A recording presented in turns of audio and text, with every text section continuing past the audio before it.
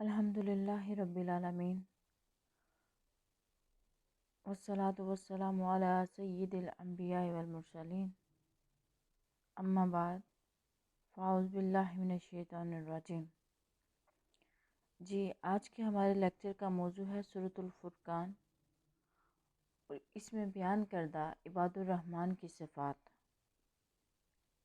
کہ اللہ تعالیٰ کے بندوں کی صفات کیا ہونی چاہیے۔ لیکن اس سے پہلے ہم مختصر سورۃ الفرقان کا تعارف پیش کریں گے۔ سورہ فرقان کی وجہ تسمیہ۔ سورۃ الفرقان کی آیت نمبر 1 میں فرقان کا لفظ استعمال ہوا ہے، تبارک الذی نزل الفرقان علی عبدہ۔ معلوم ہوا کہ قرآن مجید کو ہی فرقان کہا گیا ہے۔ بابرکت ہے ذات جس نے نازل کیا اپنے بندے پر ایک فیصلہ کرنے والی کتاب کو، تاکہ وہ لوگوں کو ڈرائے۔ جمہور علماء کرام کے نزدیک یہ سورت مکی ہے۔ حافظ جلال الدین سیوطی لکھتے ہیں کہ ابن الفرس نے کہا کہ سورۃ الفرقان مکی ہے، لیکن عبداللہ ابن عباس فرماتے ہیں کہ 3 آیات جو ہیں وہ اس سے مستثنیٰ ہیں، مطلب کہ ان کی مراد ہے کہ 3 آیات مدینہ منورہ میں نازل ہوئی۔ والذین لا یدعون مع اللہ الہا آخر ولا یقتلون النفس التی حرم اللہ الا بالحق ولا یزنون ومن یفعل ذلک یلقى اثاما، اس سے لے کے وکان اللہ غفور الرحیم تک، یہ 3 آیات جو ہیں یہ مدینہ منورہ میں نازل ہوئی۔ پھر اس کے بعد سورۃ الفرقان کے ابتدائی مضامین ہیں۔ اس کی ابتدا اللہ تعالیٰ کی حمد و ثنا اور اس کی تمہید سے بیان کی گئی ہے، اور اس کی اولیت اور وحدانیت کی صفات بیان کی گئی ہیں۔ قرآن مجید کی جلالت کو بیان کیا گیا ہے، قرآن فرقان حمید کی شان کو بیان کیا گیا ہے، اور نبی کریم صلی اللہ علیہ وآلہ وسلم کی بعثت کو تمام لوگوں کے لیے وجہ احسان قرار دیا گیا ہے۔ اس میں بیان کیا گیا ہے کہ قرآن مجید اللہ تعالیٰ کی طرف سے نازل کیا گیا ہے، اور بتایا گیا ہے کہ حضرت محمد صلی اللہ علیہ وآلہ وسلم اللہ کے نبی ہیں، آپ پر قرآن مجید نازل کیا گیا ہے، اور آپ کی نبوت کے صدق کے دلائل اس سورہ مبارکہ میں بیان کیے گئے ہیں۔ اور آپ نبی کریم صلی اللہ علیہ وآلہ وسلم جو ہیں وہ گزشتہ رسولوں کے طریقے پر ہیں، اور آپ کا دین کی تبلیغ کرنا دنیا کمانے کی وجہ سے نہیں ہے، بلکہ لوگوں کو اللہ کے دین کی طرف بلانے کے لیے ہے۔ پھر اسی طرح سے اس میں مرنے کے بعد دوبارہ اٹھنے کو بیان کیا گیا ہے، نیکوکاروں کو آخرت میں ثواب کی بشارت دی گئی ہے، اور بدکاروں کو آخرت کے عذاب سے ڈرایا گیا ہے، اور مشرکین کو یہ بتایا گیا ہے کہ آخرت میں ان کے لیے کوئی اجر نہیں ہے۔ انہوں نے اپنے زوم میں جو نیک کام کیے تھے وہ آخرت میں رائے گاں چلے گئے ہیں، کیونکہ انہوں نے شرک کیا تھا اور رسولوں کو جھٹلایا تھا۔ اسی لیے آخرت میں ندامت اور شرمندگی کے سوا ان کے ہاتھ کچھ نہیں آئے گا۔ پھر اس کے ساتھ اللہ تعالیٰ کی توحید پر اور صرف اسی کے خالق اور مدبر ہونے پر دلائل قائم کیے گئے ہیں، اور یہ بتایا گیا ہے کہ وہ اس بات سے پاک ہے کہ اس کی کوئی اولاد ہو یا اس کا کوئی شریک ہو۔ اور پھر اسی طرح سے رسول اللہ صلی اللہ علیہ وآلہ وسلم کو اپنی دعوت اور تبلیغ کے سلسلے میں کافروں کا مقابلے میں ثابت قدم رہنے کی تلقین کی گئی ہے، اور آپ کو صبر و ضبط پر قائم رہنے کا بتایا گیا ہے۔ حضرت موسیٰ علیہ السلام کی قوم، حضرت نوح کی قوم، عاد اور سمود اور حضرت لوط کی قوم نے بھی اپنے نبیوں اور رسولوں کی تکذیب کی تھی، ان کو جھٹلایا تھا اور ان کے ساتھ ظالمانہ سلوک کیا تھا، اور دل آزار باتیں کی تھی۔ یعنی کہ ایک طرح سے نبی کریم صلی اللہ علیہ وآلہ وسلم کو تسلی دی گئی ہے سابقہ اقوام کے حالات اور انبیاء کے حالات بتا کے، کہ پچھلے لوگ بھی ایسے ہی کرتے تھے، لہٰذا آپ ان کی باتوں سے نہ گھبرائیں۔ پھر اس کے بعد جو مومنین اللہ پر توکل کرتے ہیں، اللہ کی راہ میں سختیوں کو برداشت کرتے ہیں، ان کی تعریف اور ستائش کی گئی ہے، اور ان کے انعامات کو بتایا گیا ہے، اور ان کے محاسن اخلاق، ان کی خوبیوں اور نیک عادتوں کی تعریف کی گئی ہے، اور بتایا گیا ہے کہ جھوٹے لوگوں پر عنقریب عذاب نازل ہونے والا ہے۔ پھر اس کے ساتھ ہی ساتھ اللہ تعالیٰ نے اس صورت کی ایک اور خاصیت بھی ہے کہ اللہ تعالیٰ نے اپنے بندوں کی خوبیاں عباد الرحمن جسے ہم کہتے ہیں۔ یاد رکھیے گا اس دنیا میں دو طرح کے لوگ ہیں، یا تو رحمان کے لوگ ہیں یا شیطان کے لوگ ہیں۔ تو اللہ تعالیٰ نے جو اللہ کے بندے ہیں ان کی خوبیاں بتا دی ہیں کہ وہ اپنی راتیں کیسے گزارتے ہیں، وہ خرچ کرنے میں کیا طریقہ اپناتے ہیں، وہ فضول خرچی نہیں کرتے، وہ بخل بھی نہیں کرتے، وہ اعتدال کی راہ اپناتے ہیں، وہ جھوٹی گواہی بھی نہیں دیتے، پھر اسی طرح سے وہ ناحق کسی کو قتل بھی نہیں کرتے۔ وہ اپنی رات جو ہے وہ اللہ تعالیٰ کو سجدہ کرتے ہوئے گزارتے ہیں۔ وہ جب اس زمین کے اوپر چلتے ہیں تو آہستہ سے چلتے ہیں، ان کی چال میں تکبرانہ روش نہیں ہوتی۔ پھر اسی طرح سے وہ اپنے رب سے دعا مانگتے رہتے ہیں کہ اے ہمارے رب جہنم سے ہم کو دور رکھ۔ کیوں رکھ؟ کیونکہ وہ چمٹنے والا عذاب ہے۔ پھر اپنے رب سے اپنے گناہوں کے اوپر معافی مانگتے رہتے ہیں۔ پھر اسی طرح سے وہ بہت ساری برائیوں سے بچے رہتے ہیں جن سے بچنے کا اللہ تعالیٰ نے ہمیں حکم دیا ہے۔ پھر اس سورہ مبارکہ میں بیان کیا گیا ہے کہ وہ لوگ اللہ تعالیٰ کے ساتھ کسی کو معبود نہیں ٹھہراتے، وہ کسی ایسے شخص کو قتل نہیں کرتے جس کو اللہ تعالیٰ نے ناحق قتل کرنے کو حرام قرار دیا ہو، اور وہ زنا نہیں کرتے۔ یعنی کہ وہ جو معاشرتی برائیاں ہیں اللہ تعالیٰ نے ان سے بچنے کا حکم انسان کو دیا ہے، اور اگر آپ معاشرتی برائیوں کے خاتمے کی کوشش کرتے ہیں یا آپ اپنی ذات کے اندر ان تمام تر پہلوؤں کی اصلاح کرتے ہیں تو کیا ہے کہ ہم اللہ تعالیٰ کی رحمت کے اور ہم اس کی بنائی گئی جنت کے حقدار ہیں۔ اسی سورہ مبارکہ میں اللہ تعالیٰ نے توبۃ النصوح کی اہمیت کو بیان کیا ہے کہ اگر کوئی توبہ کرتا ہے، ایمان لے آتا ہے، اس کے بعد نیک کام کرتا ہے تو اللہ تعالیٰ کیا کرتے ہیں کہ اس کے گناہوں کو اس کی نیکیوں میں بدل دیتے ہیں، کیونکہ وہ بےحد بخشنے والے مہربان ہیں، ان کے پاس یہ اختیارات موجود ہیں۔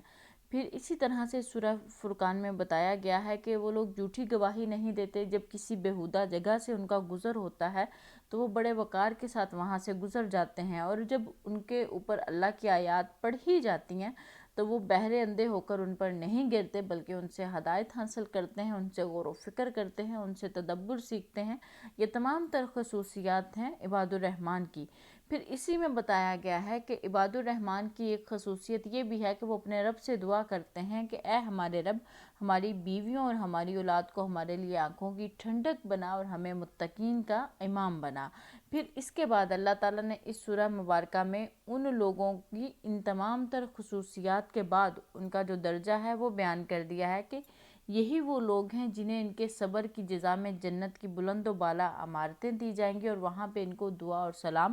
پیش کیا جائے گا۔ پھر یہ ہمیشہ وہاں پہ رہنے لگیں گے، اور یہ رہنے کے لحاظ سے بڑی عمدہ جگہ ہے۔ تو ان تمام تر آیات کو اب ہم دیکھتے ہیں جو کہ ہمارے سلیبس کا حصہ ہیں۔ ارشاد باری تعالیٰ ہے وَعِبَادُ الرَّحْمَنِ الَّذِينَ يَمْشُونَ عَلَى الْأَرْضِ هَوْنًا وَإِذَا خَاطَبَهُمُ الْجَاهِلُونَ قَالُوا سَلَامًا وَالَّذِينَ يَبِيتُونَ لِرَبِّهِمْ سُجَّدًا وَقِيَامًا وَالَّذِينَ يَقُولُونَ رَبَّنَا اصْرِفْ عَنَّا عَذَابَ جَهَنَّمَ إِنَّ عَذَابَهَا كَانَ غَرَامًا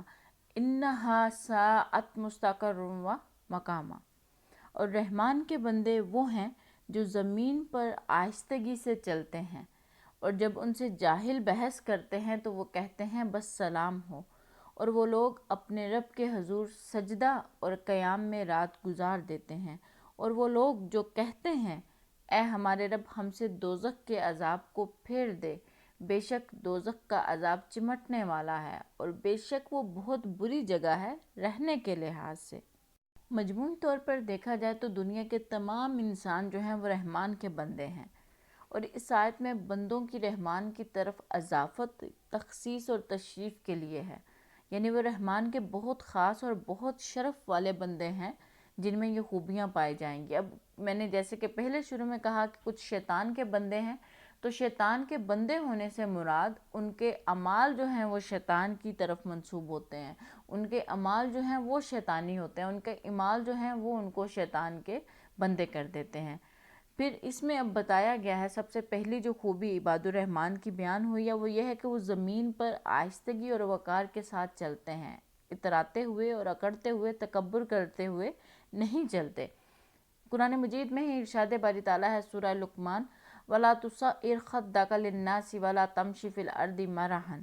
اور لوگوں سے اپنا چہرہ نہ پھیر اور زمین میں اکڑتا ہوا نہ چل۔ اللہ نے زمین پر اکڑ کر چلنے سے منع فرمایا ہے۔ پھر اسی طرح سے نبی کریم صلی اللہ علیہ وآلہ وسلم نے فرمایا، اے لوگو تم وقار کے ساتھ چلو، کیونکہ بھاگنے میں کوئی نیکی نہیں ہے، یعنی کہ بالکل آہستہ بھی نہیں چلنا، بھاگتے ہوئے بھی نہیں چلنا، اور زمین پر اکڑ کے بھی نہیں چلنا، اور ایسی چال بھی نہیں چلنی جس سے آپ کا کوئی تکبر واضح ہو، آپ کے لباس کا، آپ کی تمام دوسری ضروریاتیں جو زندگی آپ استعمال کرتے ہیں ان میں سے کسی بھی چیز کی نمود و نمائش کرنا آپ کا مقصد نہیں ہونا چاہیے۔ تو بتایا گیا ہے کہ جو رحمان کے بندے ہیں وہ زمین پر آہستگی اور وقار کے ساتھ چلتے ہیں۔ ان کی چال کیسی ہونی چاہیے یہ بھی اللہ تعالیٰ نے قرآن میں بتا دیا۔ پھر اس کے بعد جو اگلی خوبی ان کی بیان کی گئی ہے کہ وہ جاہلوں کے ساتھ بحث نہیں کرتے۔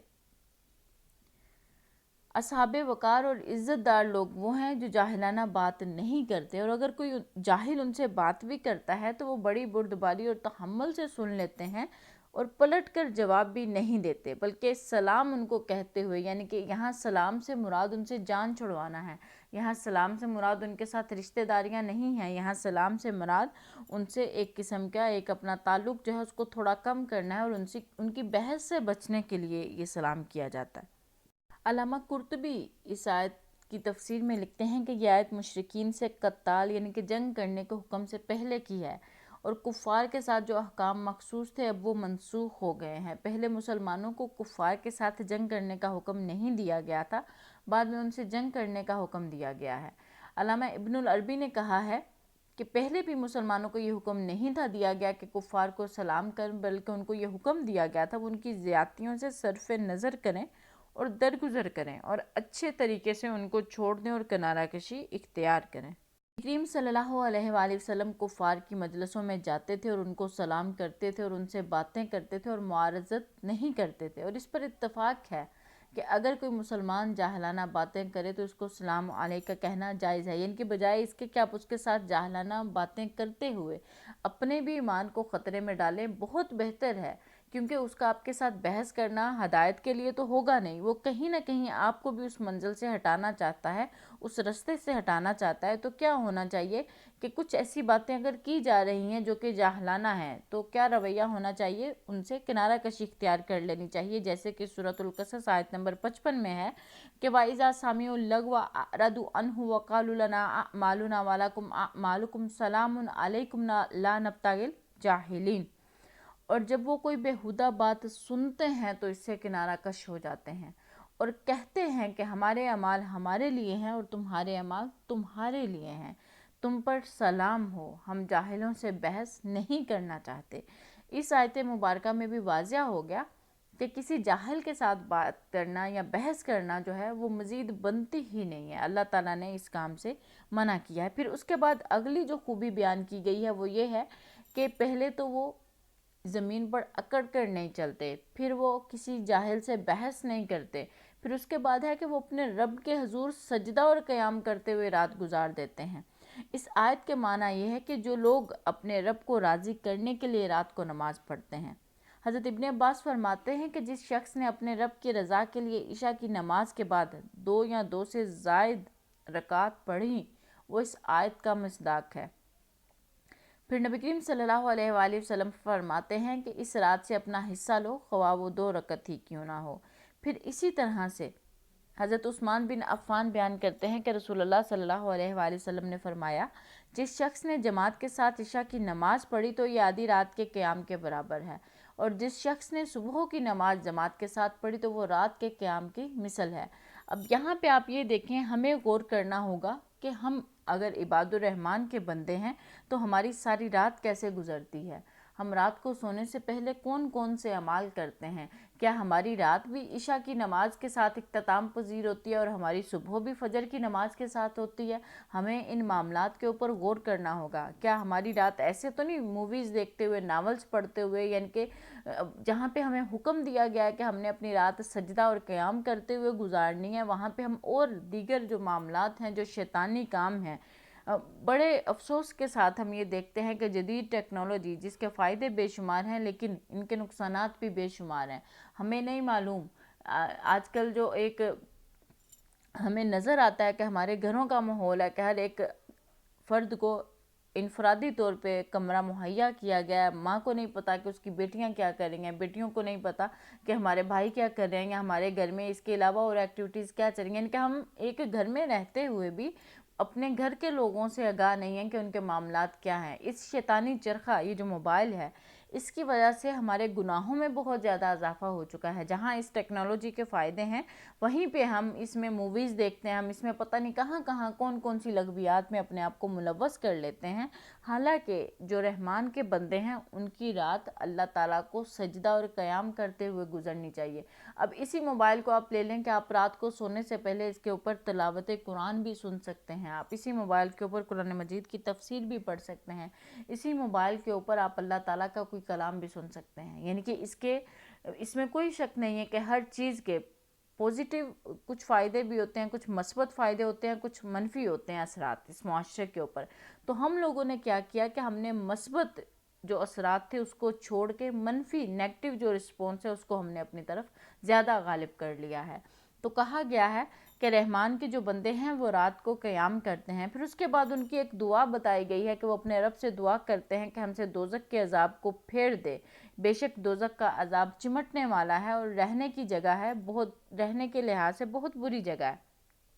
اب قدرتی فطرتی طور پر دیکھیں کہ انسان کسی جگہ پر رہنے کا اگر انتخاب کرتا ہے تو اس کے اچھے ہونے کی وجہ سے، وہاں پر سہولتوں کے ہونے کی وجہ سے، وہاں پر خوبصورت ہونے کی وجہ سے. لیکن یہاں پہ قرآن کا ایک بہترین اسلوب ہے کہ اگر وہ دوزخ سے پناہ مانگتے ہیں تو کیوں مانگتے ہیں؟ کیونکہ وہ بہت بری جگہ ہے رہنے کے لحاظ سے. تو اس لیے وہ اللہ تعالیٰ سے دعا کرتے ہیں کہ اللہ تعالیٰ ہم سے دوزخ کے عذاب کو دور رکھ. پھر اگلی جو خوبی ان کی بیان کی گئی ہے وہ یہ ہے کہ وہ جب خرچ کرتے ہیں تو وہ فضول خرچی نہیں کرتے اور نہ وہ بخل کرتے ہیں. ارشاد باری تعالیٰ ہے والذین اذا انفقوا لم یسرفوا ولم یقتروا وکان بین ذلک قواما والذین لا یدعون مع اللہ الہا آخر ولا یقتلون النفس التي حرم اللہ الا بالحق ولا یزنون ومن یفعل ذلک یلقى اثاما یضاعف له العذاب یوم القیامة ویخلد فیہ مہانا الا من تاب وآمن وعمل عملا صالحا فاولئک یبدل اللہ سیئاتہم حسنات وَقَانَ اللَّهُ غَفُورٌ رَحِيمًا وَمَنْ تَابَ وَعَمِلَ صَالِحًا فَإِنَّهُ يَتُوبُ إِلَى اللَّهِ مَتَابًا وَالَّذِينَ لَا يَشْهَدُونَ الزُّورَ وَإِذَا مَرُّوا بِاللَّغْوِ مَرُّوا كِرَامًا وَالَّذِينَ إِذَا ذُكِّرُوا بِآيَاتِ رَبِّهِمْ لَمْ يَخِرُّوا عَلَيْهَا صُمًّا وَعُمْيَانًا. بتایا گیا ہے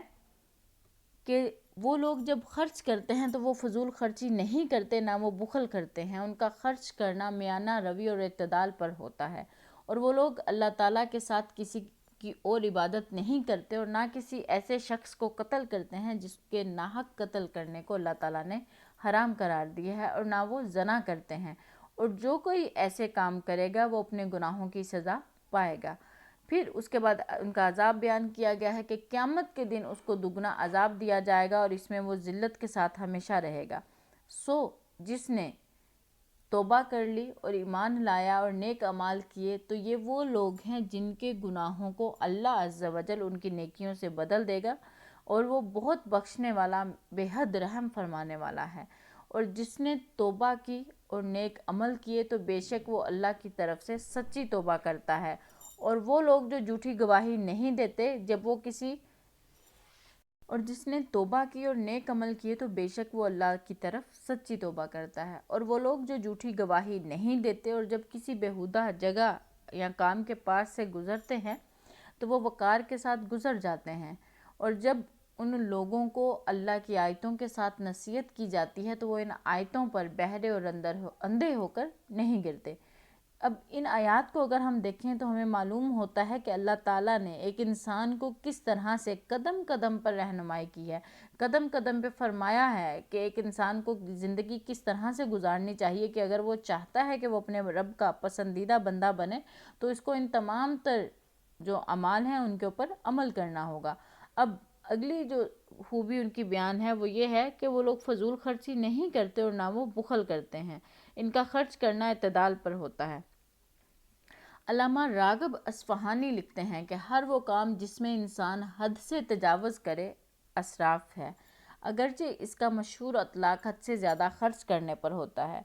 پھر اللہ تعالیٰ نے متعدد مقامات پر فضول خرچی کرنے سے منع فرمایا ہے۔ وَلَا تَأْكُلُوهَا إِسْرَافًا وَبِدَارًا، سورۃ النساء آیت نمبر 6۔ اور یتیموں کے مال کو جلد جلد اور فضول خرچ کر کے ہڑپ نہ کرو۔ کبھی مقدار کے لحاظ سے زیادہ خرچ کرنے کو اسراف کہتے ہیں اور کبھی کیفیت کے لحاظ سے خرچ کرنے کو اسراف کہتے ہیں۔ اسی لیے سفیان کہتے ہیں کہ اگر تم اللہ کی معصیت میں بہت کم بھی خرچ کرو تو وہ اسراف ہے، یعنی کہ اللہ تعالیٰ کی نافرمانی میں اگر انسان تھوڑا سا بھی خرچ کرتا ہے تو وہ فضول خرچی ہے۔ پھر اسی طرح سے اس آیت کا معنی ہے کہ صدقہ و خیرات کرنے اور عشر ادا کرنے میں بھی حد سے تجاوز مت کرو۔ ایسا نہ ہو کہ آج تم حد سے زیادہ مال صدقہ کرو اور کل تم خود ضرورت مند ہو جاؤ۔ اس کا تعلق حکام سے بھی ہو سکتا ہے۔ پھر اسی طرح سے بتایا گیا ہے کہ کسی بھی معاملے میں حد سے تجاوز کرنا اسراف ہے۔ وہ کسی بھی معاملے میں جو تجاوز ہے وہ اسراف کے معنی میں آتا ہے۔ پھر اس کے بعد کہا گیا ہے کہ وہ بخل بھی نہیں کرتے، ان کا جو خرچ کرنا ہے وہ میانہ روی پہ ہوتا ہے۔ سورہ بنی اسرائیل آیت نمبر 100 میں انسان کی ایک خوبی بیان کی گئی ہے، وَقَانَ الْإِنسَانُ قَتُورًا، اور انسان فطرتاً تنگ دل ہے، یعنی انسان کی جبلت میں بخل ہے۔ پھر ہمیں معلوم ہوا کہ قاطرہ کا جو اصل معنی ہے وہ کسی جلی ہوئی لکڑی کا اٹھتا ہوا دھواں ہے۔ کنجوس شخص بھی کچھ اسی طرح سے کسی شخص کو اصل چیز دینے کی بجائے اس کا دھواں دے کر اس کو ٹالنا چاہتا ہے۔ قاطرت کا معنی ہے دھوئیں کی طرح غبار نما بد رونقی جو چہرے پہ چھا جاتی ہے۔ قرآن مجید میں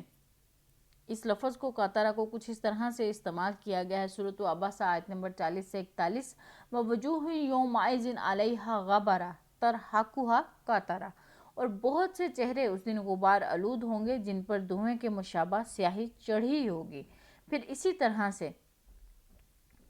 ان لوگوں کا مصداق جو فضول خرچ اور بخل نہیں کرتے۔ خلاصہ یہ ہے کہ جس جگہ خرچ کرنا ممنوع ہو وہاں، یعنی کہ جس جگہ پہ خرچ کرنا منع کیا گیا ہے وہاں پہ خرچ کرنا فضول خرچی ہے، اور جس جگہ پر خرچ کرنے کا حکم دیا گیا ہے وہاں پر خرچ نہ کرنا بخل ہے۔ لہٰذا جس جگہ جتنا خرچ کرنے کا حکم ہے وہاں پر اتنا ہی خرچ کرنا جو ہے وہ میانہ روی ہے۔ تو ہمیں یہ دیکھنا ہوگا اپنے معاملات زندگی کو دیکھتے ہوئے کہ ہم کیا کرتے ہیں کہ ہم اپنے ضروریات زندگی کو پورا کرنے کے لیے بہت سارے مقامات پر فضول خرچی کر جاتے ہیں، اور کچھ لوگ تو بخل اتنا کرتے ہیں کہ وہ اپنی ضروریات زندگی کو بھی پورا نہیں کرتے۔ اب نبی کریم صلی اللہ علیہ وسلم، یزید بن ابی حبیب نے کہا کہ اس آیت کے مصداق سیدنا محمد صلی اللہ علیہ وآلہ وسلم کے اصحاب ہیں جو حصول لذت کے لیے کھانا نہیں کھاتے تھے اور نہ حصول جمال کے لیے، یعنی کہ خوبصورتی کو حاصل کرنے کے لیے لباس پہنتے تھے، بلکہ وہ صرف اتنی مقدار میں کھانا کھاتے تھے جن سے ان کی بھوک دور ہو جائے اور جس کھانے سے ان کو اتنی توانائی حاصل ہو جائے جس سے وہ اپنے رب کی عبادت کر سکیں، اور وہ اتنے کپڑے پہنتے تھے جن سے صرف ان کی شرمگاہ چھپ جائے اور وہ لباس کو ان کی سردی اور گرمی سے بچا سکے، یعنی کہ وہ اس رستے پر چلتے تھے۔ تو لہٰذا اللہ تعالیٰ نے اس آیت مبارکہ کے ذریعے ان کو حکم دیا کہ وہ اپنی ضروریات کو اچھے سے پورا کریں، کیونکہ اسلام میں اچھے کھانوں اور اچھے لباس پر پابندی نہیں ہے،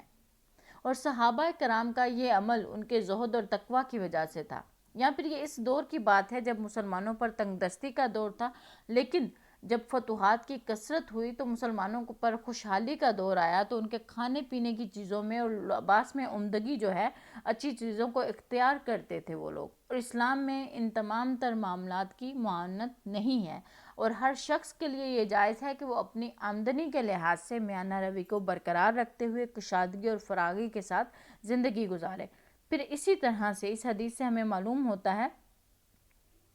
کہ ابتدائے اسلام میں تنگ دستی کا دور تھا، اس لیے ان کا معاملات کچھ ایسے تھے، لیکن جب فتوحات کی کثرت ہوئی اور مال غنیمت بہت زیادہ آیا، اللہ تعالیٰ نے انہیں غنی کر دیا، تو پھر وہ کشادگی سے زندگی گزارتے تھے۔ تو ان آیت مبارکہ میں ہمیں بتایا گیا ہے کہ اگر اللہ تعالیٰ نے ہمیں مال و دولت سے نوازا ہے تو ہمیں زندگی کیسی گزارنی ہے۔ اگر ہمیں اللہ تعالیٰ نے مال دیا ہے تو ہمیں اس کا شکر ادا کرتے ہوئے اللہ کی راہ میں بھی اس کو خرچ کرنا ہے، اللہ کی راہ میں خرچ کرتے ہوئے بخل یا کنجوسی نہیں کرنی، اسی طرح سے اپنے بیوی بچوں پر، اپنے والدین پر، اپنے عزیز و اقربا پر بھی ان کو خرچ کرنا ہے۔ نبی کریم صلی اللہ علیہ وآلہ وسلم نے فرمایا کہ سب سے بہترین خرچ جو ہے وہ کسی انسان کا اپنی بیوی اور بچوں پر یا اپنے اہل و عیال پر خرچ کرنا ہے۔ میانہ روی کی اسلام میں بہت زیادہ تائید کی گئی ہے، اور قرآن مجید کی ان آیات اور احادیث سے ثابت ہوتا ہے کہ جس آدمی کو اللہ تعالیٰ نے مال و دولت کی نعمت عطا کی ہے، اس کے کھانے پینے، لباس اور رہن سہن میں وہ نعمت نظر آنی چاہیے، اور توانگری کے باوجود فقیروں اور تنگ دستوں کی طرح رہنا اسلام میں مطلوب اور پسندیدہ نہیں ہے۔ ہاں، البتہ اپنی چادر سے زیادہ پاؤں پھیلانا اور قرض لے کر لوگوں کو اپنی امیری جتلانا یا شادی بیاہ اور یا دیگر تقریبات میں بیجا خرچ کرنا، اپنی حیثیت سے زیادہ نمود و نمائش کرنا، یہ بھی اسلام میں ممنوع ہے۔ اس لیے نہ قرض لے کر ان تمام تر فضولیات کو ادا کیا جائے، اور نہ ہی اگر اللہ تعالیٰ نے مال و دولت دیا ہے تو اس کے باوجود تنگ دستی کی زندگی گزاری جائے۔ حضرت عبداللہ بن مسعود بیان کرتے ہیں کہ نبی کریم صلی اللہ علیہ وآلہ وسلم نے فرمایا، جس نے میانہ روی سے کام لیا وہ تنگ دست نہیں ہوگا۔ پھر اسی طرح سے حضرت حذیفہ بیان کرتے ہیں کہ رسول اللہ صلی اللہ علیہ وآلہ وسلم نے فرمایا، دولت مندی میں میانہ روی کتنی اچھی ہے، اور تنگ دستی میں میانہ روی کتنی اچھی ہے، اور عبادت میں میانہ روی کتنی اچھی ہے۔ یعنی کہ انسان کو حکم دیا گیا ہے کہ وہ ہر حال میں میانہ روی کو اختیار کرے۔ لہٰذا ان آیات مبارکہ کو دیکھتے ہوئے ہمیں معلوم ہوا کہ ہمیں میانہ روی کو اپنانا ہے۔ پھر اس کے بعد اگلا جو مفہوم ہے وہ یہ ہے کہ اور وہ لوگ اللہ تعالیٰ کے ساتھ کسی کو معبود عبادت نہیں ٹھہراتے،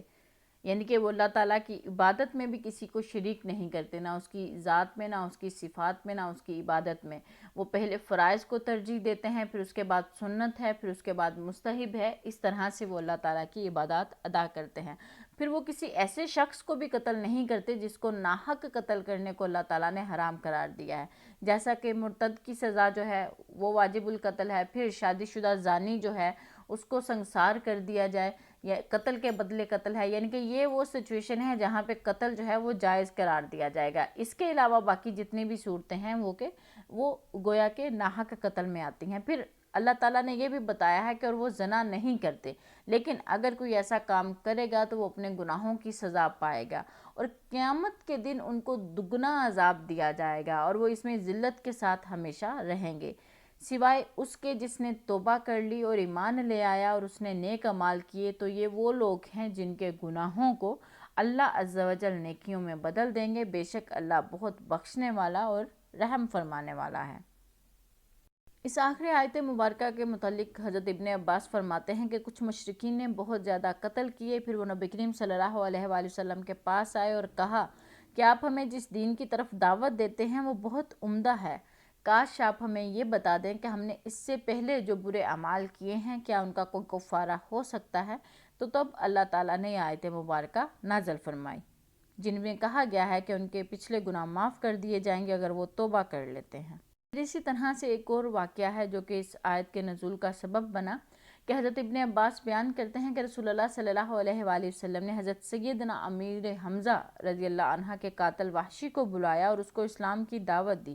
اس نے کہا، یا محمد صلی اللہ علیہ وآلہ وسلم، آپ مجھے اپنے دین کی کس طرح دعوت دے رہے ہیں؟ حالانکہ آپ نے یہ کہا ہے کہ جس نے شرک کیا یا ناحق قتل کیا یا زنا کیا وہ اپنے گناہوں کی سزا پائے گا، قیامت کے دن اس عذاب کو دگنا کر دیا جائے گا، اور میں تو یہ تمام تر جو کام ہے وہ کر چکا ہوں، اور کیا آپ اس میں میرے لیے کوئی رخصت پاتے ہیں؟ تو تب آپ نے یہ آیت مبارکہ پڑھی کہ جس نے توبہ کر لی اور ایمان لے آیا اور نیک اعمال کیے تو اللہ تعالیٰ اس کے گناہوں کو نیکیوں میں بدل دے گا۔ وحشی نے کہا، یا محمد صلی اللہ علیہ وآلہ وسلم، یہ بہت سخت شرط ہے، شاید میں اس پر قائم نہ رہ سکوں اور مجھ سے پھر کوئی گناہ ہو جائے۔ تو پھر تب آپ نے یہ آیت مبارکہ پڑھی، ان اللہ لا یغفر ان یشرک بہ ویغفر ما دون ذلک لمن یشاء، بے شک اللہ اس کو نہیں بخشے گا کہ اس نے کسی کے ساتھ شرک کیا یا اس کے کم گناہ، جس کے لیے وہ چاہے گا بخش دے گا اور جس کو چاہے گا وہ عذاب دے گا، یعنی کہ اللہ تعالیٰ سوائے اپنی ذات کے ساتھ شرک کرنے والوں کو نہیں بخشے گا، اس کے علاوہ تمام کو اگر وہ چاہے تو بخش دے گا۔ پھر اس کے بعد وحشی نے کہا، یا محمد صلی اللہ علیہ وآلہ وسلم اس میں فرمایا ہے کہ جس کے لیے اللہ چاہے گا سو میں نہیں جانتا کہ میری مغفرت ہو سکے گی یا نہیں، کیا اس کے سوا کوئی اور صورت ہے؟ تو تب اللہ تعالیٰ نے آیت نازل فرمائی، قُلْ يَا عِبَادِيَ الَّذِينَ أَسْرَفُوا عَلَىٰ أَنفُسِهِمْ لَا تَقْنَطُوا مِن رَحْمَةِ اللَّهِ إِنَّ اللَّهَ لَا يَغْفِرُ الذُّنُوبَ جَمِيعًا إِنَّهُ هُوَ الْغَفُورُ الرَّحِيمُ۔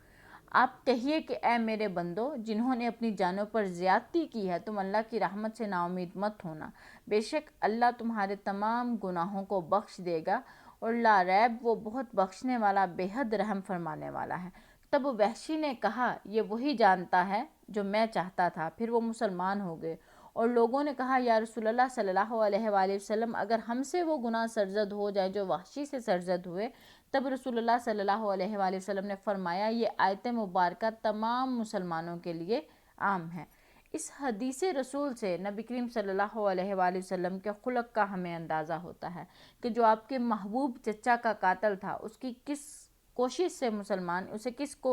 کس کوشش کے ساتھ مسلمان کیا گیا، اور پھر اس کے گناہ بھی معاف ہونے کا اس کو بتایا گیا۔ پھر اسی طرح سے حضرت عبداللہ بن مسعود بیان کرتے ہیں کہ ایک شخص نے پوچھا یا رسول اللہ صلی اللہ علیہ وآلہ وسلم اللہ کے نزدیک سب سے بڑا گناہ کون سا ہے؟ آپ نے فرمایا یہ کہ تم اللہ تعالیٰ کے لیے کوئی شریک قرار دے کر اس کی عبادت کرو حالانکہ اس نے تم کو پیدا کیا ہے۔ اس نے پوچھا پھر کون سا گناہ سب سے بڑا ہے؟ آپ نے فرمایا کہ تم اپنے بیٹے کو اس خوف سے قتل کر دو کہ وہ تمہارے ساتھ کھانا کھائے گا۔ پھر اس نے پوچھا کہ کون سا بڑا گناہ ہے؟ اس کے بعد آپ نے فرمایا کہ اپنے پڑوسی کی بیوی کے ساتھ زنا کرنا۔ پھر اس آیت مبارکہ ان تمام تر باتوں کی تصدیق اللہ تعالیٰ نے سورۃ الفرقان کی آیت نمبر 68 میں کر دی۔ ان آیات کو دیکھتے ہوئے ہمیں یہ بھی معلوم ہوا کہ اگر اللہ تعالیٰ کرم فرمائے تو نہ صرف یہ کہ وہ گناہوں کو معاف کر دیتے ہیں بلکہ گناہوں کے بدلے میں نیکیاں بھی عطا فرما دیتے ہیں۔ حضرت ابو ذر بیان کرتے ہیں کہ مجھ سے رسول اللہ صلی اللہ علیہ وآلہ وسلم نے فرمایا جہاں کہیں بھی ہو اللہ تعالیٰ سے ڈرتے رہو، اگر کوئی گناہ ہو جائے تو اس کے بعد کوئی نیکی کر لو، وہ نیکی اس گناہ کو مٹا دے گی، اور لوگوں کے ساتھ اچھے اخلاق کے ساتھ پیش آؤ۔ اور پھر اس میں اللہ تعالیٰ نے توبہ کرنے والوں کی طرف بتایا گیا ہے کہ اگر کوئی سچی توبہ کرتا ہے تو اللہ تعالیٰ کس طرح سے ان کے لیے آسانیاں پیدا کر دیتے ہیں۔ پھر اگلی خوبی بیان کی گئی ہے کہ وہ لوگ جھوٹی گواہی نہیں دیتے، جب کسی بیہودہ کام کے پاس سے گزر ہوتا ہے تو وہ تیزی کے ساتھ وہاں سے گزر جاتے ہیں۔ یہاں پر جھوٹی گواہی دینے سے منع کیا گیا ہے، لیکن آج ہم دیکھیں کہ ہم کسی کے اچھا برا یا نیک ہونے کی شہادت جو ہے وہ ہر طرح سے دے دیتے ہیں۔ ہم صرف اپنے ذاتی مفادات کو مد نظر رکھتے ہوئے ہمیں یہ دیکھنا ہوگا کہ ہم صرف اپنے اس دنیاوی تھوڑے بہت فائدے کے لیے ہم کس طرح سے کسی اچھے کو برا اور برے کو اچھا کر دیتے ہیں، کسی نیک کو بدنام کو نیک نامی دے دیتے ہیں اور کسی نیک کو بدنام کر کے رکھ دیتے ہیں۔ تو اللہ تعالیٰ نے کسی بھی قسم کی جھوٹی گواہی دینے سے منع فرمایا ہے اور کہا ہے کہ جو رحمان کے بندے ہیں وہ جھوٹی گواہی نہیں دیتے۔ حضرت عمر بن خطاب جھوٹی گواہی دینے والوں کو 40 کوڑے مارتے تھے اور اس کا منہ کالا کر دیتے تھے اور اس کو بازار میں گشت کرواتے تھے۔ اب ہمیں معلوم ہوا کہ جب کوئی جھوٹی گواہی دینے والے لوگ ہمارے معاشرے میں آ جائیں تو ان کو یہ اگر سزا دی جائے تو عین ممکن ہے کہ ہمارے معاشرے میں برائیاں بہت کم ہو جائیں۔ جب لوگوں کو معلوم ہوگا کہ ہمارے گناہوں کی گواہی جو ہے وہ دی جائے گی عدالتوں میں یا قاضی کے پاس، یا لوگوں کے سامنے ہمارے ان گناہوں یا عیبوں کو بیان کیا جائے گا، تو لوگ برے اعمال کرنا چھوڑ دیں گے۔ لیکن یہاں پہ اب ہمارے المیہ کیا ہے کہ جرم بکتے ہیں، عدالتیں بکتی ہیں، قاضی بکتے ہیں، اور یہاں تک کہ ثبوت بھی بکتے ہیں۔ تو ہمیں ان تمام تر چیزوں کے اوپر غور کرنا ہوگا، ہمیں اللہ تعالیٰ کو مانتے ہوئے اس کی عبادت کرتے ہوئے ان تمام تر گناہوں سے بچنا ہوگا جن سے بچنے کا حکم ہمیں اللہ نے دیا ہے۔ پھر اس کے بعد کہا گیا ہے کہ جب ان لوگوں کے سامنے آیات کی تلاوت کی جاتی ہے تو وہ ان آیتوں کے اوپر بہرے اور اندھے ہو کے نہیں گرتے، بلکہ وہ اس کو بڑے غور و فکر سے سنتے ہیں۔ اور اس آیت مبارکہ کے درج ذیل کچھ محاصل ہو سکتے ہیں کہ جب ان کے سامنے قرآن مجید کی تلاوت کی جاتی ہے تو وہ آخرت اور حشر کے دن کو یاد کرتے ہیں اور قرآن کریم کو غفلت سے نہیں سنتے۔ پھر وہ کفار کی طرح قرآن سے اعراض نہیں کرتے، مطلب کہ اندھے اور بہرے ہو کے نہیں سنتے، اس کے اوپر گرتے پڑتے نہیں ہیں، بلکہ قرآن مجید کی آیات کو سن کے ان کے اوپر غور و فکر کرتے ہیں، ان کے اوپر تدبر کرتے ہیں، بلکہ یہاں تک کہ اگر سابقہ اقوام کے عذاب بیان کیے گئے ہیں تو وہ ان سے عبرت حاصل کرتے ہیں، استغفار کرتے ہیں، بلکہ وہ قرآن مجید سے ہر طرح سے رہنمائی لیتے ہیں۔ جب ان کے سامنے اللہ تعالیٰ کی آیات کو تلاوت کیا جاتا ہے تو ان کے دل خوف زدہ ہو جاتے ہیں اور وہ روتے ہوئے سجدے میں گرتے ہیں۔ یعنی کہ ان آیات پر اندھے اور بہرے ہو کے نہیں گرتے، وہ ان آیات کے اوپر غور و فکر کرتے ہیں، وہ ان آیات سے نصیحت، حکمت حاصل کرتے ہیں اور پھر ان آیات کو عملی طور پر اپنی زندگی کے اوپر نافذ کرتے ہیں۔ پھر اس کے بعد ان کی یہ بتایا گیا ہے کہ وہ اپنے رب سے دعا کرتے ہیں کہ اے ہمارے رب، ہماری اولاد کو ہمارے لیے آنکھوں کی ٹھنڈک بنا اور ہمیں متقین کا امام بنا۔ اس آیت مبارکہ سے معلوم ہوا کہ اولاد کے حصول کے لیے دعا کرنی جائز ہے، جیسے کہ آل عمران میں ہے کہ ربی حب لی من لدنک ذریۃ طیبہ، اے رب مجھے اپنے پاس سے پاکیزہ اولاد عطا فرما۔ پھر اسی طرح سے ہے فہب لی من لدنک ولیہ، مریم آیت نمبر 5، پس تو مجھے اپنے پاس سے ایک وارث عطا فرما۔ تو لہٰذا اس آیت مبارکہ سے معلوم ہوا کہ اولاد جو ہے یا بیوی جو ہے وہ کسی بھی مرد کے لیے اس کی آنکھوں کی ٹھنڈک ہے، اور وہ جو نیک لوگ ہیں وہ اللہ تعالیٰ سے دعا کرتے ہیں کہ صرف ہمیں ہی ان نیکیوں پہ رہنے کی توفیق نہ فرما، بلکہ ہماری اولاد کو بھی نیک کر دے۔ اولاد والدین کے لیے کس طرح سے آنکھوں کی ٹھنڈک ہوگی اگر وہ نیک ہوگی، اسی طرح سے بیوی اپنے شوہر کے لیے آنکھوں کی ٹھنڈک کیسے ہوگی جب وہ ان تمام تر تعلیمات کے اوپر عمل کرے گی جن کو اللہ تعالیٰ نے پورا کرنے کا حکم دیا ہے۔ وہ اپنی بیویوں سے اپنی ایسی اولاد کے حصول کی دعا کرتے ہیں جو ان کی آنکھوں کی ٹھنڈک ہو، یعنی کہ ان کی اولاد ایسی ہو جس کو وہ اللہ تعالیٰ کی اطاعت اور عبادت کرتے ہوئے دیکھیں، جس سے ان کی دنیا اور آخرت میں آنکھیں ٹھنڈی ہو جائیں۔ اس سے مراد ہرگز یہ نہیں ہے کہ ان کی اولاد بہت حسین و جمیل ہو یا ان کی بیوی بہت مالدار ہو یا دنیاوی فنون میں مہارت رکھتی ہو۔ اس سے مراد ان کی نیک اولاد ہے جو کہ ان کی فرما بردار بھی ہو اور عبادت گزار بھی ہو۔ پھر اگلی خوبی جو ان کی بیان کی گئی ہے وہ یہ ہے کہ ہمیں متقین کا امام بنا۔ حضرت ابن عباس فرماتے ہیں کہ یعنی ہمیں ائمہ تقویٰ بنا دے اور متقی لوگ ہماری اقتداء کریں، یعنی کہ ہمیں اگر امام بھی بنا، نہ کہ جھوٹے لوگوں کا، نہ کہ گناہگار فاسق بدکاروں لوگوں کا، بلکہ ہمیں امام بنا ان لوگوں کا جو کہ نیکوکار ہوں۔ امام ابن جریر کہتے ہیں کہ اس آیت کا معنی ہے کہ جو متقی مسلمان نافرمانی سے اجتناب کرتے ہیں اور عذاب سے ڈرتے ہیں، ہمیں ان کا امام بنا دے اور وہ نیک کاموں میں ہماری اقتداء کریں، کیونکہ انہوں نے اپنے رب سے یہ سوال کیا ہے کہ ان کو متقی لوگوں کا امام بنا دے، یعنی کہ وہ اپنے رب سے یہ دعا کرتے ہیں۔ امام کشیری کہتے ہیں کہ امامت دعا سے حاصل ہوتی ہے، دعویٰ سے حاصل نہیں ہوتی، یعنی امامت اللہ تعالیٰ کی توفیق، اس کی تائید اور اس کے احسان سے حاصل ہوتی ہے۔ کوئی شخص اپنے امام ہونے کا دعویٰ، اس سے امامت حاصل نہیں ہوتی۔ اسی طرح سے حضرت عمر دعا کرتے تھے کہ اے اللہ ہمیں ائمہ متقین میں سے بنا دے۔ حضرت ابن عباس دعا کرتے تھے کہ اے اللہ ہمیں ائمہ ہدیٰ بنا دے، یعنی کہ وہ ان لوگوں کی، صحابہ کرام کی بھی یہ دعا تھی کہ ہمیں نیک لوگوں کا، ہمیں ہدی للمتقین جو ہیں، جو متقی ہیں، جو پرہیزگار ہیں، ایسے لوگوں کا امام بنا دے۔ پھر اسی طرح سے متقین کا امام بننے کی جو دعا ہے وہ کرنا مستحب ہے، تاکہ بہت سارے نیک لوگ جو ہیں وہ آپ کے رستے قدم پر چلیں۔ پھر اس کے بعد اللہ تعالیٰ نے آخر میں بتا دیا ہے کہ یہی وہ لوگ ہیں جنہوں نے صبر کیا اور ان کے صبر کے بدلے ان کو بلند و بالا عمارتیں دی جائیں گی، وہاں پر ان کو دعا اور سلام پیش کیا جائے گا اور وہ بندے ہمیشہ اس میں رہیں گے، یعنی کہ رحمان کے بندے جنت میں بلند درجے کو حاصل کر لیں گے۔ اور رحمان کے بندوں کی خصوصیات کون سی ہیں وہ اب ہم نے دیکھ لی۔ اب ہمیں کوشش یہ کرنی ہے کہ ہم ان آیات کو دیکھتے ہوئے اپنی ذات کا محاسبہ کریں، ہم اپنے آپ کو دیکھیں کہ ہمیں کہاں کہاں کمی کوتاہی موجود ہے اور ہم اس کو دور کرتے ہوئے اللہ تعالیٰ کی ان آیات مبارکہ پر غور و فکر کریں اور عمل کریں، اور اللہ تعالیٰ سے اللہ نے جو آخر